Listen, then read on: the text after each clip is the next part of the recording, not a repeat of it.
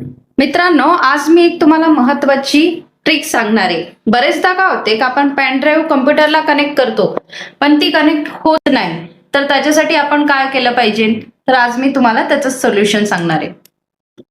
Pen drive कम्प्युटरला connect केल्याच्या नंतर तुम्ही दिस कम्प्युटरमध्ये जाऊन बघू शकता, इथे पेन ड्राईव्ह डिटेक्ट झालेली नाहीये. तर मग त्याच्यासाठी काय करायचं? तुम्ही कीबोर्डमधून विंडो आर बटन प्रेस करायची. विंडो आर बटन प्रेस केल्याच्या नंतर तुम्ही स्क्रीनवरती बघू शकता डिस्क मॅनेजमेंट हे टाईप केल्याच्या नंतर ओके प्रेस करायचं. ओके प्रेस केल्याच्या नंतर तुम्हाला इथे डिस्क मॅनेजमेंट नावाचे एक ऑप्शन दिसायला मिळेल. इथे तुम्ही बघू शकता का जेवढे पण पार्टेशन आहे सर्व आपल्याला इथे शो करताय. त्याच्यापैकी पेनड्राईव्हचा जो पार्टेशन आहे त्याच्यावरती क्लिक केलं का तुम्हाला इथे एक मेसेज बघायला मिळेल, रिमूव्हेबल डिस्क. त्याच्यावरती क्लिक करून राईट क्लिक करायची आणि चेंज ड्राईव्ह लेटर आणि पाथ वरती क्लिक करायचं. तिथे क्लिक केल्याच्या नंतर तुम्हाला इथे ऍड नावाचे एक ऑप्शन दिसेल, त्याच्यावरती क्लिक करून इथे तुम्हाला जी ड्राईव्ह द्यायची आहे पेन ड्राईव्हला ती ड्राईव्ह इथून सिलेक्ट करायची आणि ओके प्रेस करायचं. ओके प्रेस केल्याच्या नंतर तुमची वाली जी पेन ड्राईव्ह आहे ती ऑटोमॅटिकली डिटेक्ट होणार.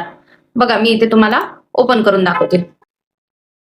आता जी ड्राईव्ह तुम्हाला माय पीसी ऑप्शन मध्ये दिसत नव्हती ती तुम्हाला लगेच इथे दिसायला लागणार. आता ही बुटेबल पेन ड्राईव्ह असल्यामुळे अशा पद्धतीने तुम्हाला ही दिसते.